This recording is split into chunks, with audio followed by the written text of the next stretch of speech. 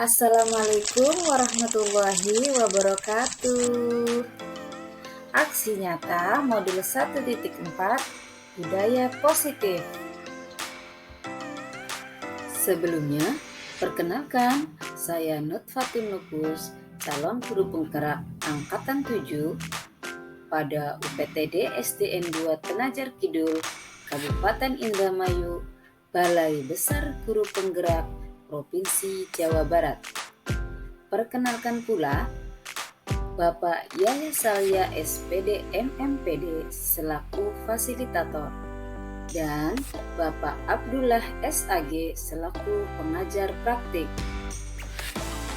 Latar belakang aksi nyata. Aksi nyata merupakan sebuah bentuk penerapan pemahaman tentang materi yang sudah saya pelajari. Rancangan kegiatan yang akan saya lakukan adalah menerapkan keyakinan kelas pada kelas yang saya angku, serta melakukan pengimbasan pemahaman tentang materi yang telah saya pelajari kepada rekan sejawat agar menularkan budaya positif pada masing-masing kelas. Adapun tujuan aksi nyata yang pertama, murid mampu menyampaikan pendapat secara tertulis mengenai keyakinan kelas sebagai landasan dalam melaksanakan disiplin positif. Yang kedua, murid mampu menemukan nilai-nilai kebajikan universal yang terkandung dalam keyakinan kelas dan dapat mengaplikasikannya. Yang ketiga, rekan sejawat dapat ikut tergerak setelah mengikuti kegiatan pengimbasan. Tolak ukur aksi nyata. Yang pertama, tersedianya dokumen berupa foto atau video selama menerapkan keyakinan kelas dan kegiatan pengimbasan pemahaman tentang budaya positif terhadap rekan sejawat. Yang kedua, adanya hasil karya siswa berupa foto catatan curah pendapat. Lini masa tindakan yang akan saya lakukan. Yang pertama, meminta izin kepada kepala sekolah untuk melakukan kegiatan keyakinan kelas bersama siswa dan juga kegiatan diseminasi atau pengimbasan pemahaman tentang penerapan budaya positif di sekolah kepada rekan sejawat. Yang kedua, menyiapkan alat dan bahan yang dibutuhkan dalam melakukan kegiatan membuat keyakinan kelas bersama siswa. Yang ketiga, menerapkan kegiatan membuat keyakinan kelas sebagai aksi nyata. Yang keempat, mengundang rekan guru terdekat sebagai sasaran pengimbasan pemahaman tentang budaya positif. Yang kelima, melaksanakan kegiatan pengimbasan bersama rekan sejawat. Yang keenam, melakukan refleksi melalui umpan balik dari peserta pengimbasan. Dukungan yang dibutuhkan. Selain alat-alat yang digunakan untuk kegiatan keyakinan kelas dan kegiatan pengimbasan, saya juga memerlukan dukungan berupa motivasi dari kepala sekolah, rekan sejawat, siswa, dan juga warga sekolah, serta sarana fasilitas yang ada yang dapat saya gunakan. Selain itu, saya juga dapat membelinya apabila diperlukan. Sebagai calon guru penggerak Angkatan 7, saya telah melaksanakan aksi nyata berupa pembuatan keyakinan kelas bersama siswa saya kelas 6 UPTD SDN 2 Tenajar Kidul, serta kegiatan diseminasi pengimbasan pemahaman terhadap rekan sejawat. Berikut ini dokumentasi aksi nyata. Minta izin ke Bapak untuk menerapkan budaya positif yang saya dapatkan di program guru penggerak untuk diterapkan ke siswa dan juga disampaikan ke teman-teman guru. Jadi saya meminta izin ke Bapak untuk melaksanakan. Saya tuh akan melaksanakan kegiatan kelas gitu Pak. Nanti dicoba dulu di kelas saya. Nanti kalau sudah nanti bisa ditularkan ke rekan-rekan yang lain dengan melakukan kegiatan diseminasi atau juga pengimbasan namanya Pak. Seperti itu, apakah Bapak mengizinkan? Terima kasih. kasih kepada Ibu Nupus yang sudah masuk ke guru penggerak ya. Mangga. Ini potensi sekolah kami. Ibu Nupus ini satu-satunya guru yang masuk ke guru penggerak ya. Mangga silakan ditularkan ke teman-teman guru sebelum aturan itu diterapkan ke siswa.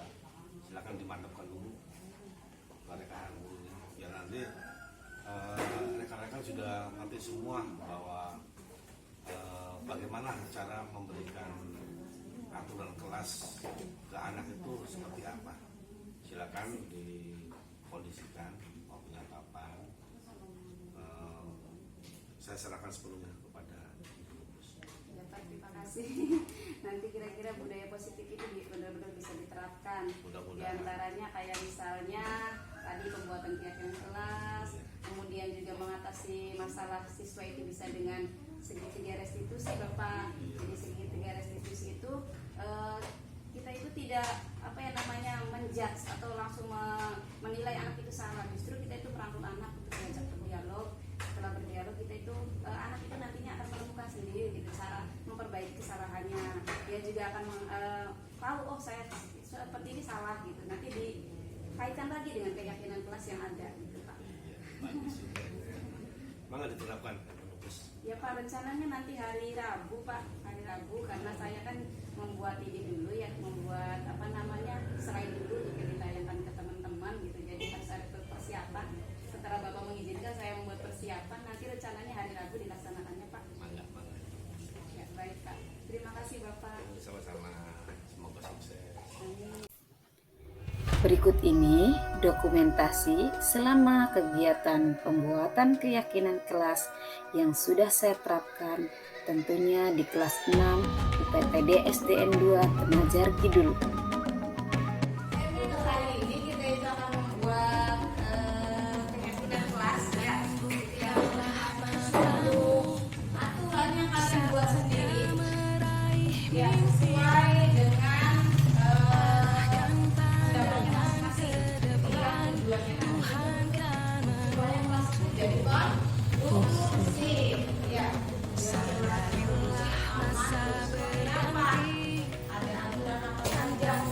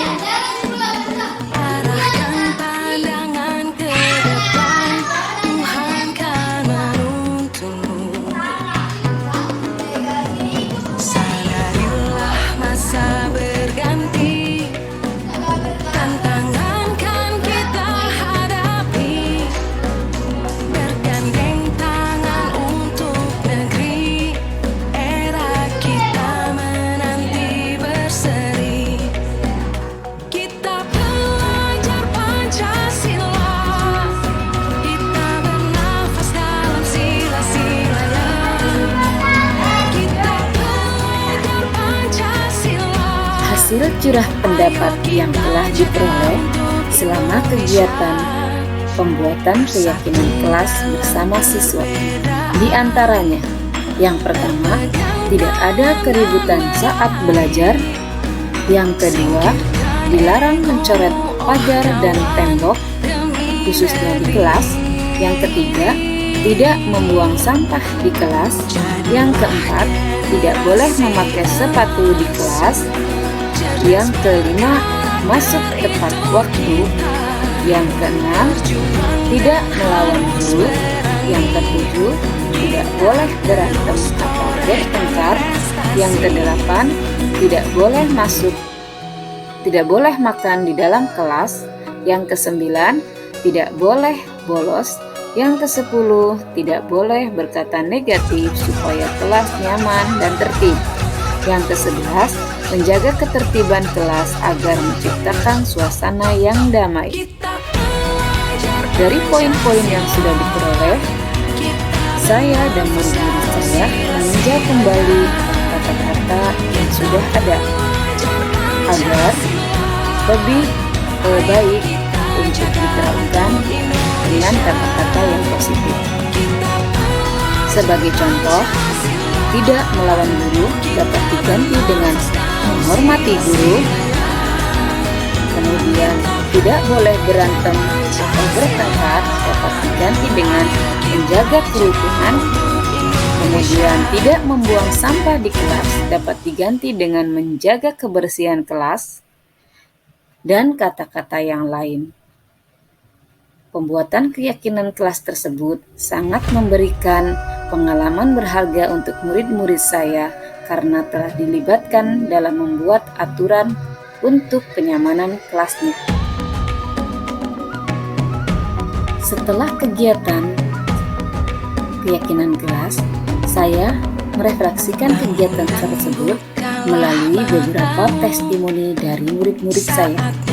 Berikut perwakilan 2 murid saya yang memberikan umpan balik. Simak ya.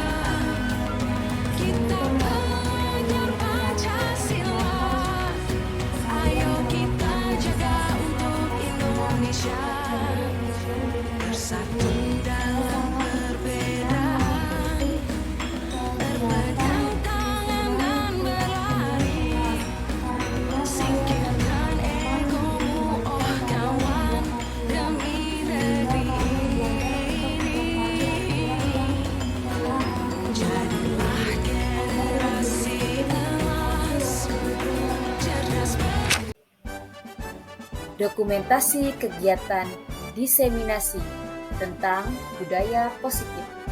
Simak ya. Assalamualaikum warahmatullahi wabarakatuh.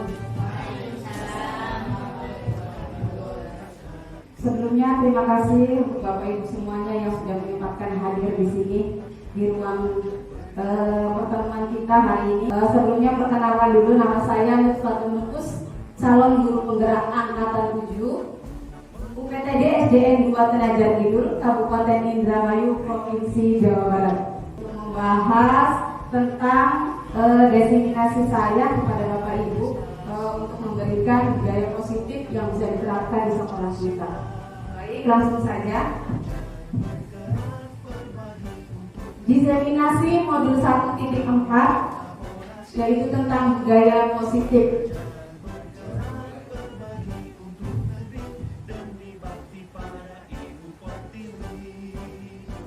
Materi yang akan saya bahas kali ini adalah yang pertama, perubahan paradigma belajar, yang kedua, disiplin positif, kemudian yang ketiga, motivasi perilaku manusia, yang keempat, kebutuhan dasar, yang kelima, posisi kontrol restitusi, yang keenam, keyakinan kelas, dan yang terakhir segitiga restitusi.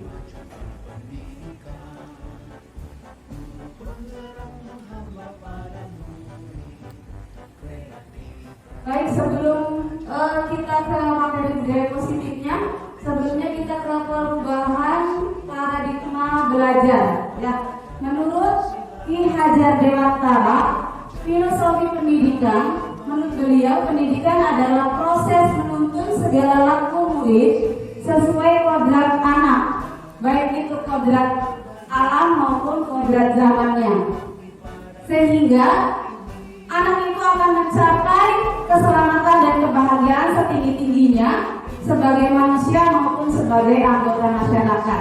Ini menurut Ki Hajar Dewantara. Kita harus merubah dulu paradigma kita, cara berpikir kita tentang belajar itu sendiri. Dulu kita itu menganggap teori belajar adalah yang sering kita gunakan adalah bahwa murid itu bagaikan kertas kosong. Artinya sebagai guru kita berhak untuk mencoret-coret kertas kosong tersebut untuk mengisinya dengan apa yang kita inginkan. Kemudian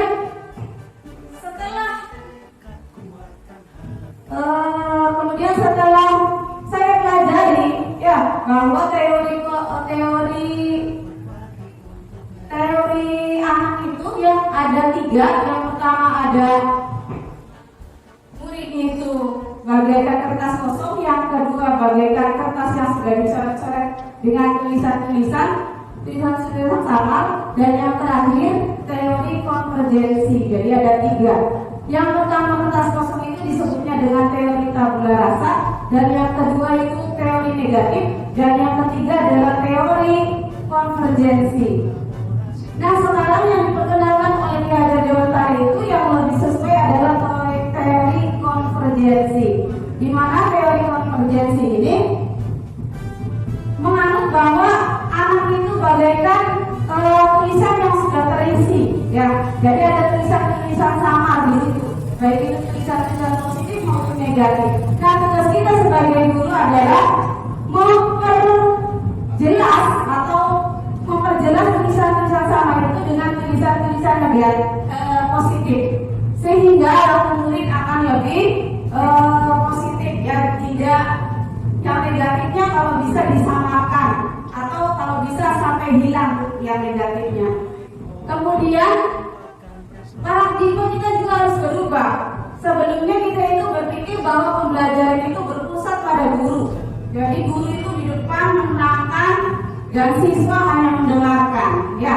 Nah, untuk merdeka belajar ini kita sudah berubah pemikirannya, paradigmanya sudah berubah bahwa pembelajaran itu berpusat pada murid. Jadi, karena tadi di sini menurut Ki Hajar Dewantara bahwa kita itu dalam menuntun siswa itu harus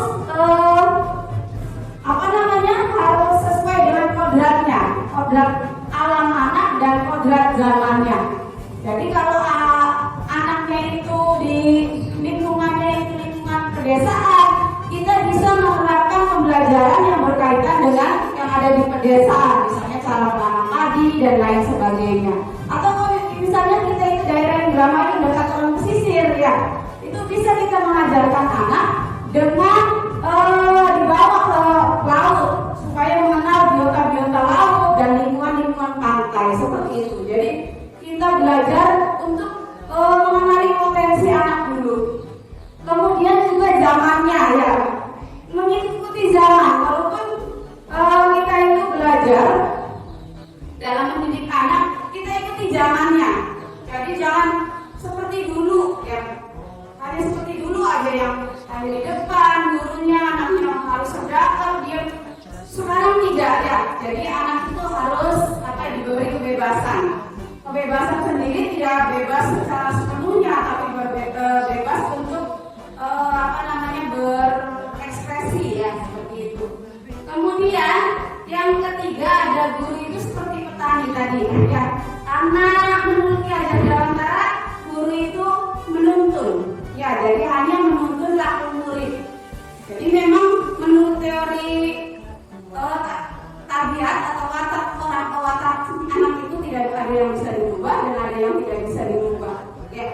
Ada secara biologis dan juga ada secara intelijensinya. Jadi kalau yang tidak bisa dirubah itu secara biologis tidak bisa dirubah. Kalau memang otaknya malas tidak akan bisa dirubah untuk menjadi anak yang rajin. Anak yang suka anak yang suka memberikan tidak memiliki percaya diri itu tidak bisa dirubah ya. Tapi karena ada juga watak intelijensi, kecakapan yang bisa kita tuntut sehingga anak itu bisa disamarkan tadi. Yang watak malasnya itu bisa disamarkan oleh watak yang positif sehingga anaknya tadi malas bisa rajin dan anak yang tadinya percaya diri yang kurang percaya diri jadi percaya diri. Jadi hanya bisa disamarkan. Ya makanya bisa saja suatu saat tabiat malas itu muncul kembali kalau tidak ada tuntunan dari orang-orang terdekatnya seperti itu. Kemudian berikutnya merdeka belajar. Ya, merdeka belajar ini sudah lagi boomingnya ya, sudah diperkenalkan oleh menteri kita yang sekarang. Merdeka belajar di sini bahwasannya anak itu tadi diberikan kebebasan bahwa pembelajaran itu berpihak pada murid. Ya, jadi tidak bisa disamaratakan. Malah sekarang itu ada pembelajaran yang disebut dengan pembelajaran berdiferensiasi.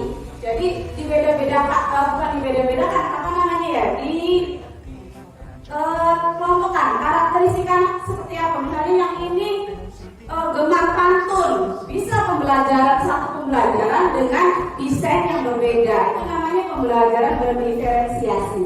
Kemudian yang terakhir, guru tidak bisa mengontrol murid. Nanti akan kita bahas ada teori kontrol ya di selanjutnya. Selanjutnya, yang materi yang kedua adalah disiplin positif. Kalau kita dengar kata disiplin itu paling kita itu biasa langsung ke hukuman ya, ke aturan ya. Menurut Bapak Ibu, disiplin itu apa?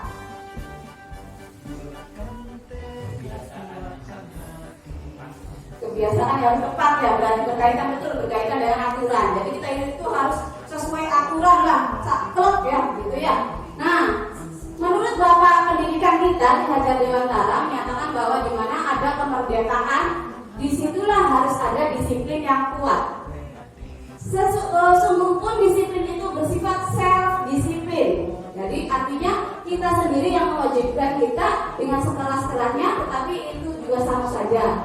Sebab jika kita tidak cara melakukan self-disiplin, wajiblah penguasa lain mendisiplinkan diri kita. Dan peraturan demikian itulah harus ada di dalam suasana yang merdeka. Itu menurut Ki Hajar Dewantara ya. Jadi disiplin itu sebenarnya dari diri kita. Menurut disiplin itu kalau kita tahu aturan ya, tapi disiplin sendiri artinya belajar.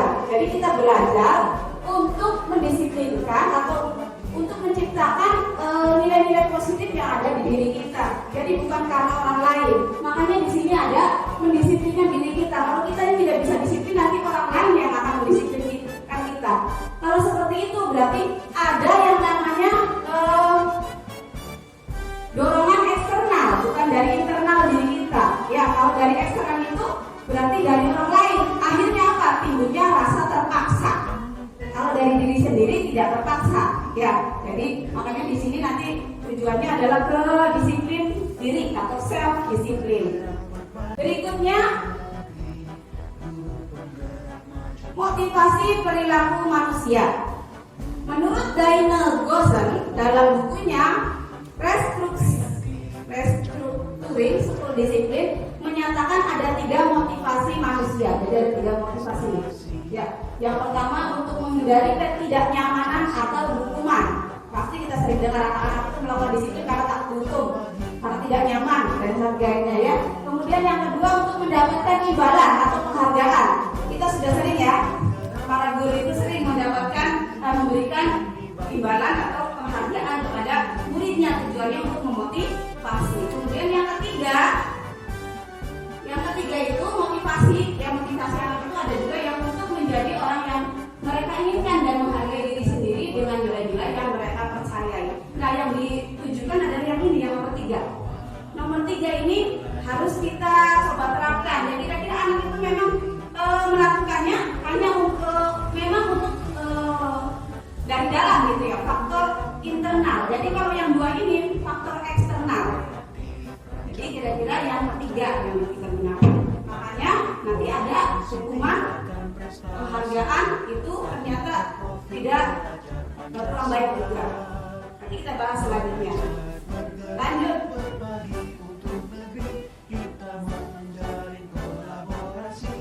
kita ke 5 kebutuhan dasar manusia.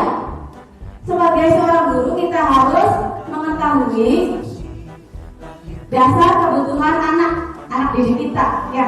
Jadi kadang-kadang di sekolah anak itu melakukan perbuatan-perbuatan atau tingkah laku yang nyeleneh dan lain sebagainya. Nah, ini ternyata ada salah satu kebutuhan dasar yang tidak terpenuhi. Jadi manusia itu ada 5 kebutuhan dasar. Jadi yang pertama kebutuhan bertahan hidup atau survival. Kemudian yang kedua kasih sayang dan rasa diterima. Yang ketiga kesenangan atau fun. Yang keempat kebebasan atau freedom.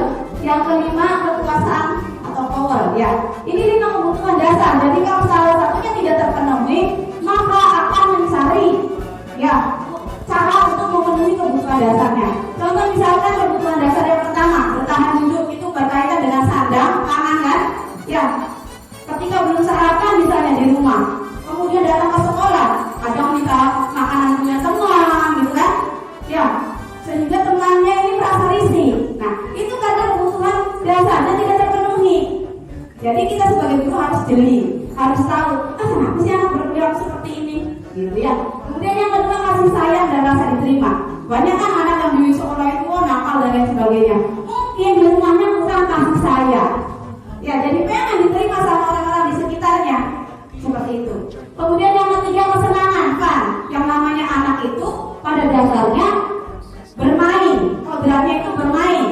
Makanya ketika dia sekolah dengan suasana yang tegang, itu belajar akan sulit masuk ke pikirannya. Tapi ketika kita memasukkan di sini unsur permainan, dia akan fun. Kalau fun itu bahagia, tertawa, ya ceria dan lain sebagainya, sehingga materi-materi yang diberikan akan mudah masuk. Yang keempat itu kebebasan. Anak juga perlu kebebasan, ya. Tapi di sini kebebasannya tidak kebebasan yang amblas gitu ya, tidak terarah. Guru ada peran tadi menuntun, ya. Guru bisa mengontrol, tapi tetap yang menentukan kontrolnya adalah anak itu sendiri. Kemudian yang kelima kekuasaan atau power. Yang anak itu pengen menjadi lebih berkompeten, pengen diakui sama teman-temannya bahwa dia itu punya peran gitu ya. Ada seperti itu ya. Jadi ini kita sebagai guru harus tahu ini. Makanya waktu itu saya pernah sebelum mengisi kuesioner ya, Bapak Ibu semuanya sudah pernah isi, anak-anaknya juga itu untuk menganalisis kebutuhan dasar apa yang belum terpenuhi pada diri Bapak Ibu dan juga anak-anak. Kemarin sudah saya lakukan. Selanjutnya,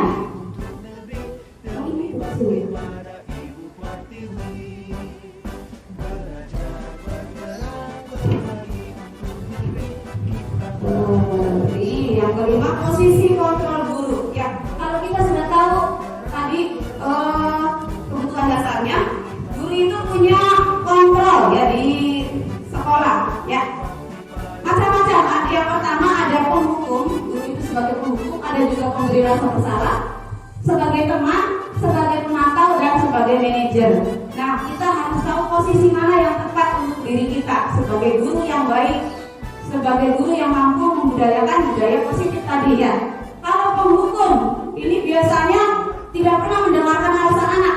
Ketinggalan, guys, pokoknya ketinggalan betul. Tidak didengarkan dulu apa? Ya, alasan dia terlambat apa? Seperti itu. Jangan-jangan seperti yang di video-video itu ada karena orang tuanya meninggal. Itu betapa sedihnya kita sudah marah-marah, ternyata anak tersebut ada masalah di rumah. Jadi jangan seperti itu. Jadi jangan sampai menjadi guru penghukum. Ya, walaupun hukuman juga kadang perlu, tapi dilihat tadi, ya harus sebanding. Jangan sampai anak itu merasa trauma, merasa takut sehingga dia akan mengucilkan dirinya sendiri. Yang kedua, memberi rasa bersalah. Ini kita juga, saya sebelum belajar di guru penggerak, saya merasa penghukum pernah, memberi rasa bersalah juga setelah dipelajari pernah juga ternyata ya. Kadang-kadang udah dong, jangan ribut aja, kalian gak kasihan sama ibu ya, ibu nanti dimarahin kepala sekolah misalnya seperti itu. Itu kan berarti membuat anak merasa bersalah. Oh iya bu, guys, gara-gara saya ribut, ibu yang dimarahin kepala sekolah. Itu membuat anak itu menjadi image-nya itu nanti minder akhirnya. Saya salah seperti itu. Ini ada kalau yang ini, kalau yang menghukum itu nadanya keras gurunya biasanya.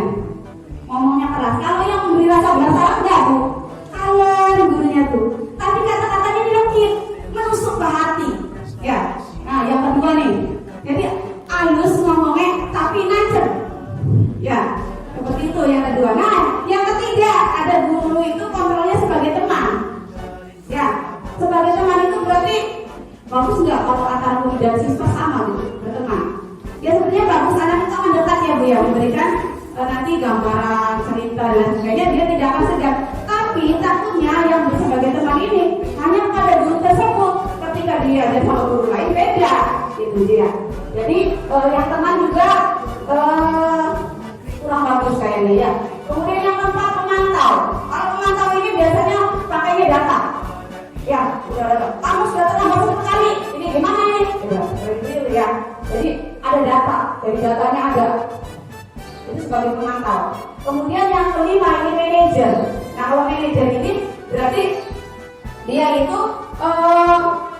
biasanya cara yang digunakan adalah dengan cara pendekatan. Nah, pendekatannya pendekatan restitusi. Jadi tadi ada hukuman, ada konsekuensi, dan restitusi. Nah, restitusi ini adalah salah satu cara untuk membudayakan disiplin positif. Saya pernah mempraktekkan, dicoba dengan anak saya di waktu itu membuat video. Di posisi manajer ini, guru tidak menyalahkan. Ya, jadi ada 3 tahapan untuk segitiga restitusi. Contoh penerapan segitiga restitusi pada kelas 6 yang sudah pernah saya terapkan. Berikut ini skenario tentang segitiga restitusi pada kasus pertama. Pagi itu, anak-anak kelas 6 seperti biasa membaca doa sebelum kegiatan belajar mengajar. Setelah kegiatan berdoa, guru dengan rutin menanyakan kabar dan suasana hati mereka pada pagi itu. Kemudian guru mengecek kehadiran siswa. Guru menyampaikan, anak-anak, hari ini kita ulangan. Semua siswa mengikuti ulangan dengan tertib. Namun, ada satu siswa yang mencuri perhatian. Ia sibuk kesana kemari saat mengerjakan soal-soal ulangan tersebut. Dia adalah Keisa. Guru pun menanyakan, Keisa kenapa nak? Saya mau pinjam tipek Bu. Keisa menjawab sambil terlihat kebingungan. Hingga kegiatan ulangan selesai, saya pun memanggil Keisa untuk berdialog melakukan pendekatan melalui segitiga restitusi di ruang khusus. Berikut dialognya.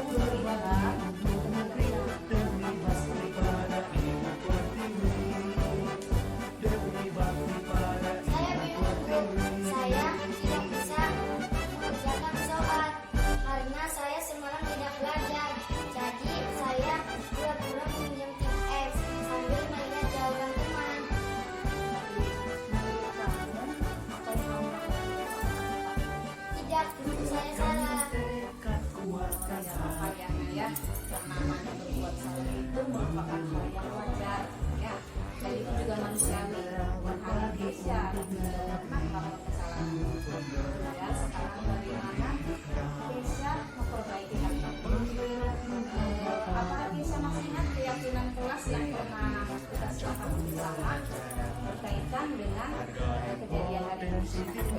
Mas Ibu, kita tidak boleh mencontek. Dalam keyakinan kamu, apakah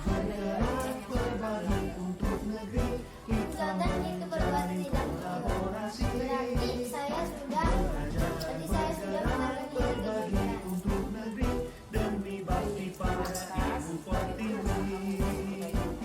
saya akan duduk dalam mengerjakan soal.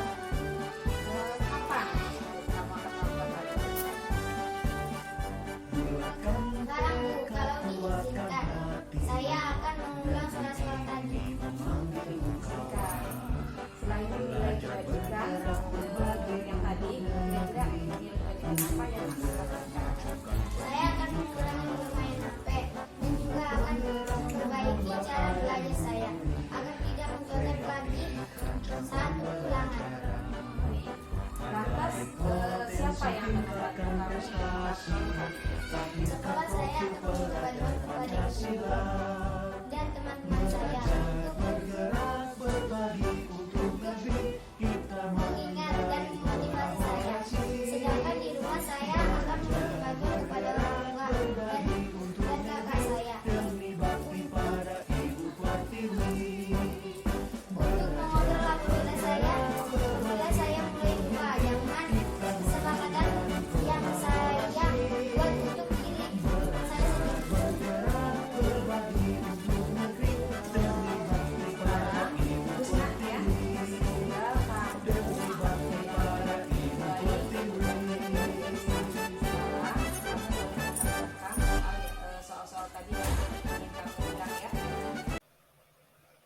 Berikut kasus yang kedua. Pada jam istirahat, kelas 6 berhamburan keluar kelas untuk melakukan berbagai aktivitasnya. Ada yang jajan, bermain di halaman sekolah, bahkan ada yang bergurau. Pada saat itu, Polo sedang duduk di teras, dan tiba-tiba Satria menghampiri Polo dengan memanggilnya dengan sebutan nama orang tuanya. Sontak Polo pun terkejut dan mengatakan, "Jangan seperti itulah, Satria.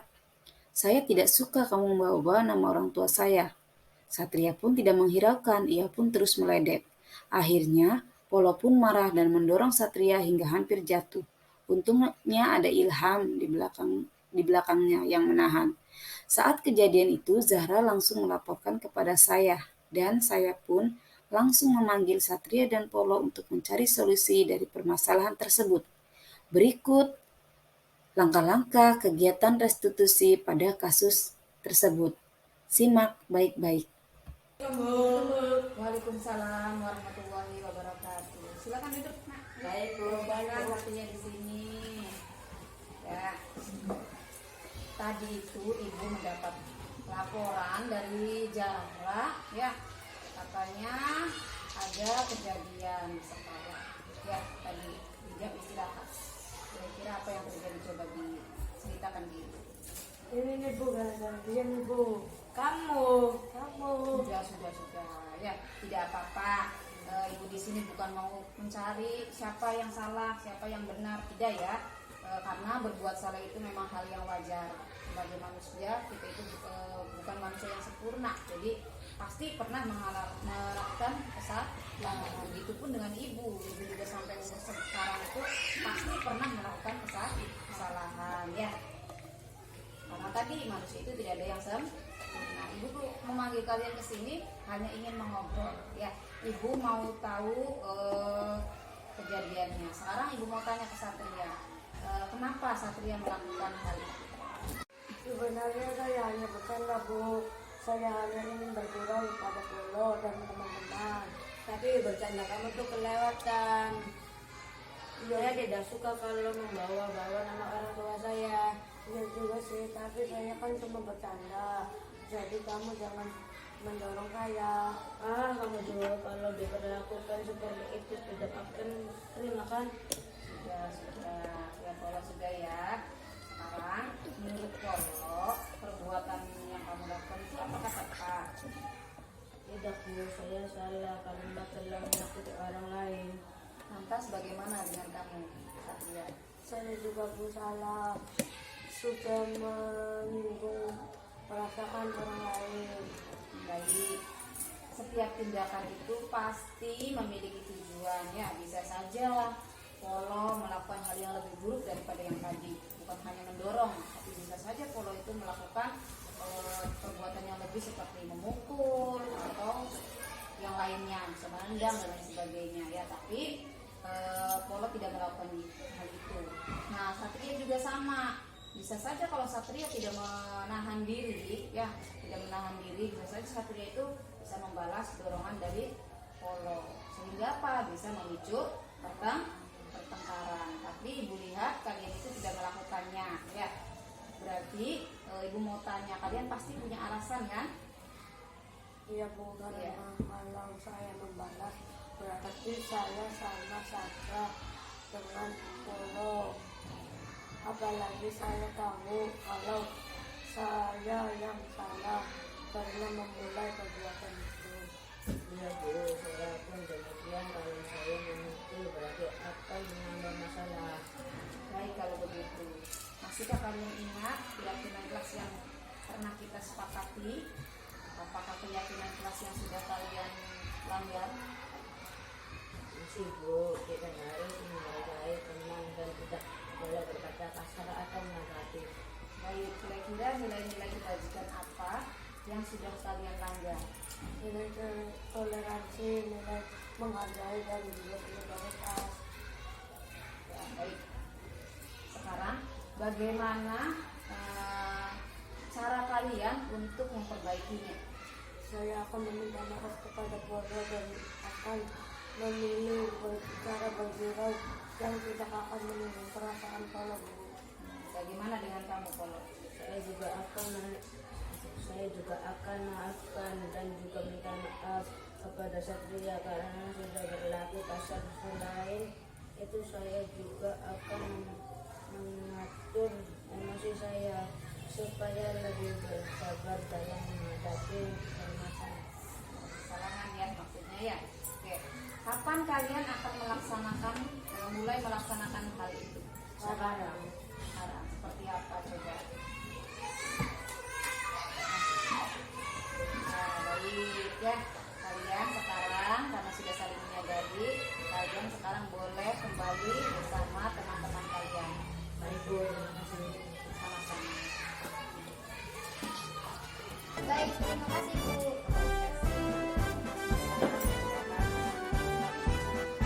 Kita nyambung saja ya ke materi selanjutnya. Kita segitiga restitusi dulu biar nyambung. Nah ini segitiga restitusi. Jadi ada 3 tahapan dalam restitusi itu. Jadi kalau restitusi ini identitas sukses. Kalau hukuman itu identitasnya gagal. Ya, identitas ke anaknya itu gagal. Kalau restitusi ini identitas ke anaknya sukses. Karena anak itu diberikan pendekatan, kemudian juga anak itu diberikan ketenangan dulu, baru dicarikan jalan keluarnya atau solusinya. Ini langkah-langkahnya. Yang pertama, tahap pertama adalah menstabilkan identitas. Yang kedua, validasi tindakan yang salah, dan yang ketiga menanyakan keyakinan. Ya. Nah itu. Nah pada tahap menstabilkan identitas, jadi guru itu ke anak ketika ada salah, itu jangan ngomong kamu yang salah ya, siapa yang salah, itu nggak boleh ibu. Jadi kita itu ini justru memberikan penguatan ke anak, biar anak tenang dulu. Jangan malah dikompor-kompori anak jadi emosi. Jadi biarkan anak tenang dulu dengan kata-kata seperti ini contohnya.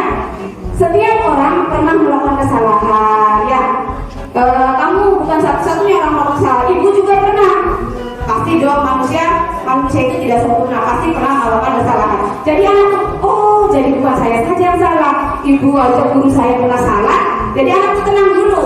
Ya, kalau sudah tenang, baru kita validasi tindakan yang salah. Nah, kalau sudah tenang, tadi itu coba mengapa kamu melakukan itu. Nanti anak menjelaskan. Ya, oh iya saya itu salah Bu, begini. Nanti anak tahu sendiri mana yang salah. Nah, nanti yang ketiga itu menanyakan keyakinan. Keyakinan kelas apa yang telah kita sepakati. Kemudian kamu ingin menjadi orang seperti apa setelah ini. Jadi anak itu mencari solusi sendiri, bukan guru yang kamu harus begini, kamu harus begini. Tidak. Ya, merdeka belajar ini sudah berpihak pada murid. Ya, malah ada kata-kata menurut yang Dewantara itu guru itu menghamba kepada murid. Kalau sesama ini, guru menghamba murid tidak ada. Ya. Tapi menghamba di sini maksudnya bukan menghamba kayak kita kepada Tuhan. Artinya kalau menghamba itu kan berarti apa sih menghamba? Melayani, kan ya begitu ya. Jadi kebutuhan anak itu dilayani. Jadi seperti budak ya jadinya ya. Tapi tidak, karena guru ini hanya sebagai penuntun. Jadi ketika anak sudah belok ke kiri, ayo dilempeng nangani, kira-kira bener nangani. Arahnya gak bocah, ya. Jadi kadang tidak stabil. Kita sebagai orang dewasa saja seperti itu. Nah, itu tadi ya. Nah, tadi di sini ada menanyakan keyakinan kelas. Apa sih keyakinan kelas? Nah, ini keyakinan kelas. Keyakinan kelas itu dulunya waktu belum program yang angkatan 7 namanya kesepakatan kelas. Jadi di awal pembelajaran tahun ajaran baru dengan kelas kita itu melakukan membuat keyakinan kelas. Jadi itu dibuat anak-anak sendiri. Di sini langkah-langkahnya ada yang pertama mempersilakan warga sekolah atau murid-murid di sekolah atau kelas untuk bersurat pendapat tentang peraturan yang perlu disepakati. Ini saya pernah buat. Ini aturan-aturan yang buat anak sendiri. Ya, dituliskan sendiri sama anak-anak. Dan ternyata memang setelah diberikan kesempatan anak tuh berpikir dan jawabannya bervariasi ternyata. Saya pikir satu aja paling dalam satu waktu itu aja ya. Ternyata bervariasi. Nah, dengan aturan yang mereka buat itu, mereka jadinya tuh sadar gitu ya. Oh iya, itu aturan saya sendiri yang buat, terus saya langgar gitu ya. Jadinya seperti itu. Itu namanya tadi ada surat pendapat, kegiatan surat pendapat.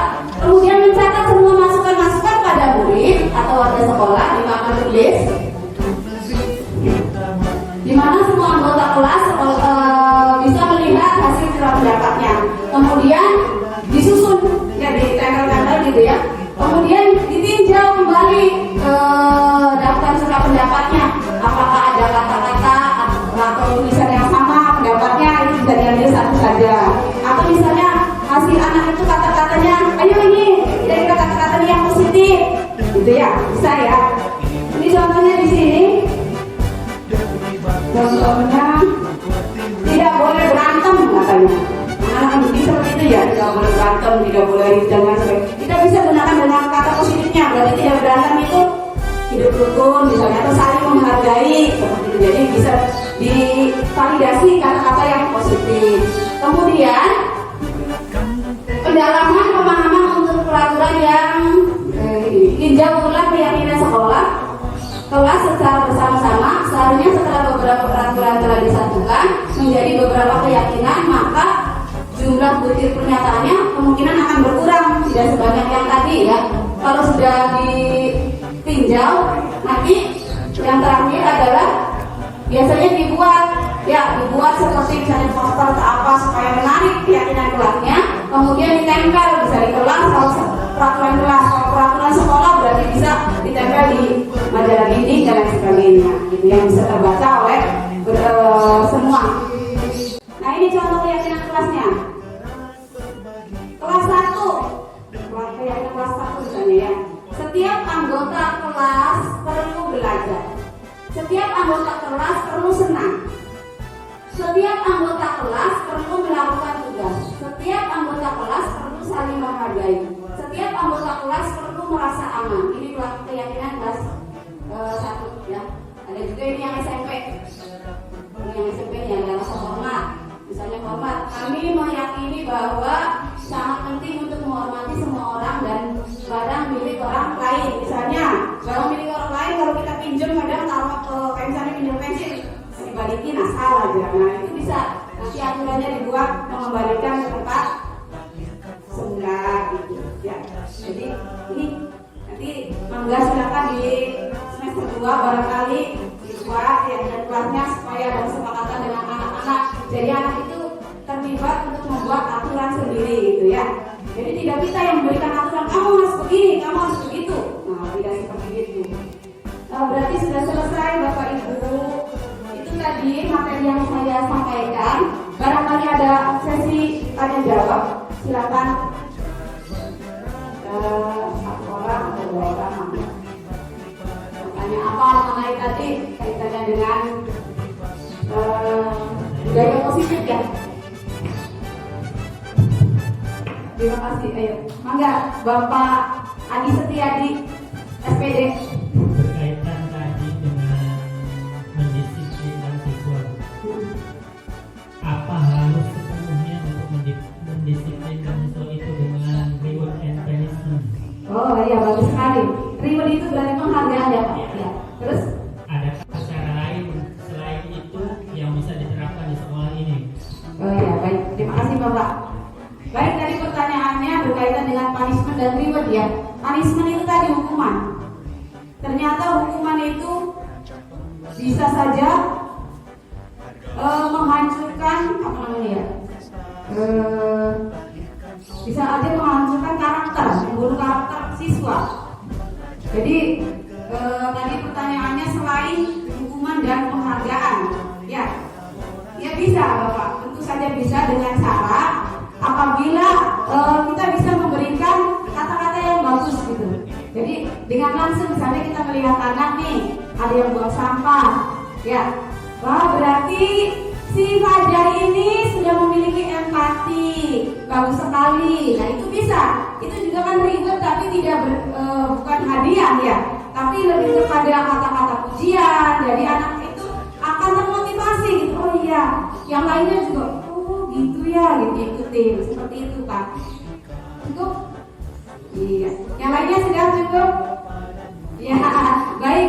Terima kasih Bapak Ibu, itu saja yang bisa saya sampaikan. Semoga apa yang saya sampaikan bisa diterapkan di sekolah Bapak Ibu, khususnya di sekolah saya juga di sini ya.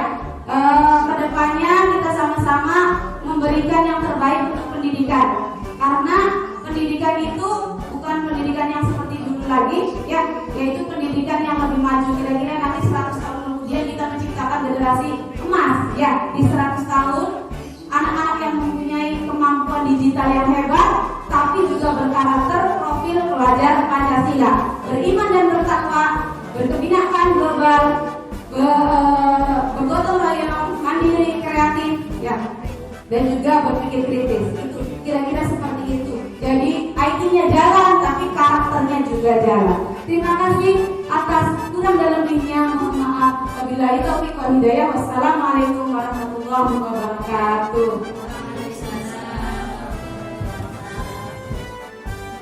Sebagai refleksi diri, sangat diperlukan umpan balik atau testimoni dari rekan-rekan sejawat sebagai masukan-masukan yang positif untuk melakukan perubahan-perubahan yang lebih baik di masa yang akan datang. Berikut ini testimoni rekan sejawat. Assalamualaikum warahmatullahi wabarakatuh. Perkenalkan, nama saya Mariatul Kiptia. Saya adalah guru kelas 1 di UPTD SDN 2 Tenajar Kidul, Kecamatan Kertasmaya, Kabupaten Indramayu. Saya adalah rekan sejawat dari Ibu Nurhatul Nufus. Saya memberikan apresiasi setinggi-tingginya kepada Ibu Nufus selaku calon guru penggerak angkatan 7 dari Kabupaten Indramayu atas kegiatan pembebasan yang beliau lakukan. Hal ini memberikan pandangan baru untuk kemajuan pendidikan saat ini. Saya menjadi lebih memahami tentang perbedaan hukuman, konsekuensi, dan restitusi terkait langkah pengembangan budaya positif yang dilakukan Ibu Nufus sangat menginspirasi guru lain agar ikut tergerak menerapkan ilmu yang didapat selama mengikuti kegiatan pengimbasan. Semoga apa yang sudah dilakukan rekan saya dapat membawa perubahan besar untuk kemajuan pendidikan khususnya di sekolah kami. Terima kasih. Wassalamualaikum warahmatullahi wabarakatuh. Demikian penerapan aksi nyata yang telah saya lakukan di sekolah saya mengenai budaya positif. Semoga kedepannya saya dapat menerapkan lebih baik lagi untuk budaya-budaya positif yang lain. Terima kasih sudah menonton. Salam guru hebat. Wassalamualaikum warahmatullahi wabarakatuh.